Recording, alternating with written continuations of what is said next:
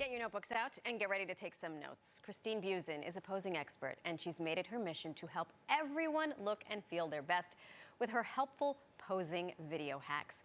And while taking pictures is already an art form within itself, attempting to get the perfect picture with more people can lead to a really big headache really fast. Posing expert Christine Buzan is joining us to share group posing hacks for the perfect grammable pics. That's a mouthful. You are not. I'm so happy you're here with us again today. Thank you so much for having me back. I'm really excited to talk about group posing. Okay, before we get into the business of the business, how on earth did you realize you had this talent? So basically, I started my career in magazines, and I was assisting as a fashion assistant for various shoots.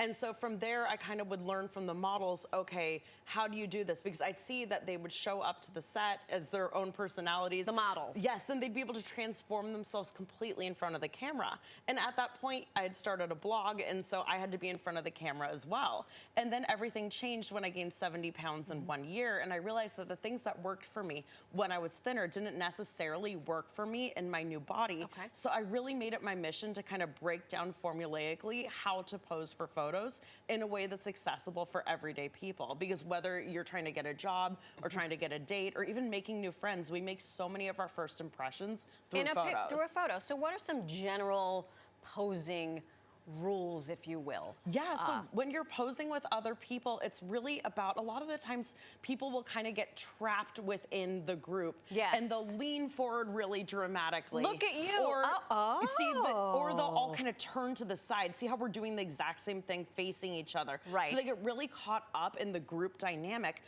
Or they'll stand in a line like this, which is the absolute I have done worst. all of these things. Yes, and I know that that's super easy to go into because, you know, when you're taking a group photo, you don't really have a lot of time. You don't want to inconvenience the group. Right. But instead of posing within a group, you want to think about posing for what looks the best for you. Oh. Then joining either at the shoulders or the hips, or turning your heads in toward one another. This is the do.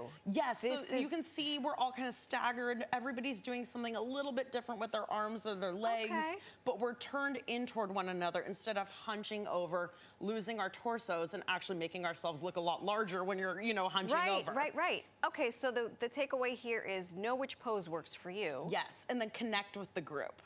So bring it together either through connecting hip to hip, staggering your shoulders, or even if you're standing in a line, just tilting your heads inward towards one another will make a huge difference in showing that point of connection. Oh my gosh, I really am taking notes in my head. I'm gonna jot them down. We can practice after the segment. Oh my gosh, I'm stressed out. Okay, let's talk about posing but not touching each other. Yeah, there's so many different circumstances where it's maybe not appropriate to touch the person. Like if you're meeting a public figure, or if it's a work photo, or if you look all the time at dignitaries meeting one another, they're not hugging each other, you know? Look, this is, here are four strangers. Literally, you'll end up with a photo that looks insanely awkward like this. And the thing is, this looks ridiculous. It looks like you're waiting for the bus. Literally, I've seen this so often. So the way to do this is by, again, posing independently, bringing it together by connecting at the shoulders. Okay. It might feel a little bit weird getting that close to somebody you don't know that well. Okay. But you can see we're staggered. We aren't touching. We're all very self-contained, but it looks like we're in a group.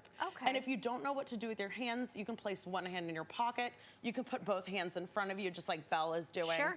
Or you can keep your arms to your side if you're doing a more formal photo. I have taken your tip about putting one hand in the pocket. Yes. And now I'm always upset when I don't have a pocket. I know. What you can do in that case is just kind of bring your hand up your side a little bit. Okay. And I'll do it toward the camera, rest it toward the side like this. Okay, now here's something that I struggle with all the time because in television life I have an apple box, which makes me look like I'm 5'11". I do not walk around the streets of New York City with an apple box. You don't. I know, shocking, right?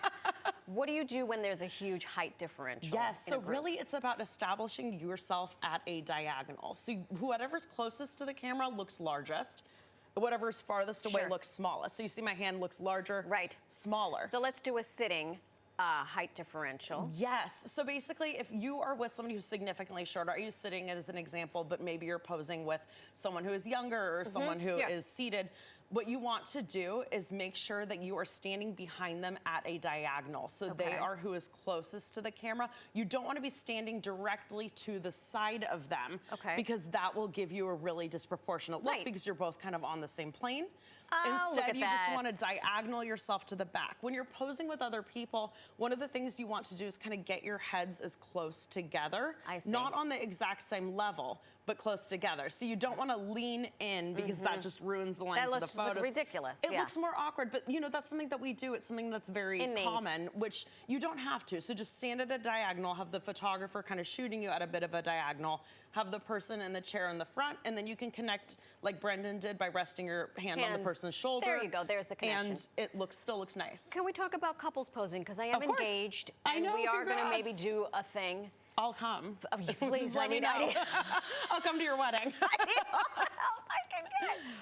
What do you suggest here? Because it's just lead us through this, please. As we kind of touched on earlier, whenever you're forming connections with someone, it's either through connecting at the shoulders, angling your hips towards one another, or angling your heads towards one another. Okay.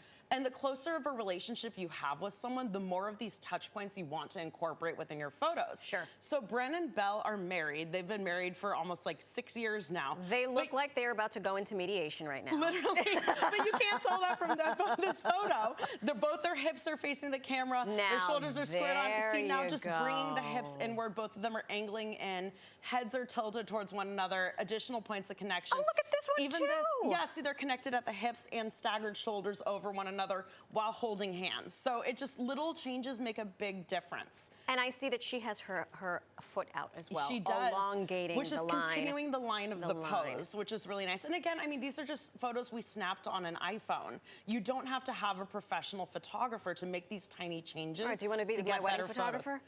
I cannot be your wedding. I will pose you, though. Okay, thank you. You'll be posing everyone. Finally, the selfie. How do we do this in a group? Because I have the shortest arm. Oh, let me do it. I can do it.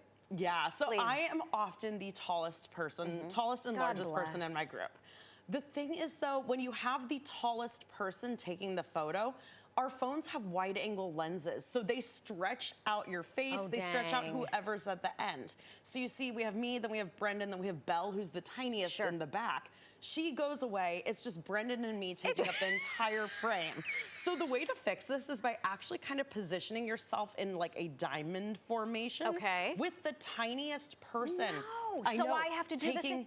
Taking the photo, and then you can raise your arm up if you need or adjust accordingly. But you can see our heads look much closer together. Like night and day. We look a lot more proportional. And again, it's a very casual, candid photo, but it makes a big difference. Christine, I need you every day of my life. I need you every day of my life. Okay, good. I'm glad we've established We're best friends. Thank you so much for that.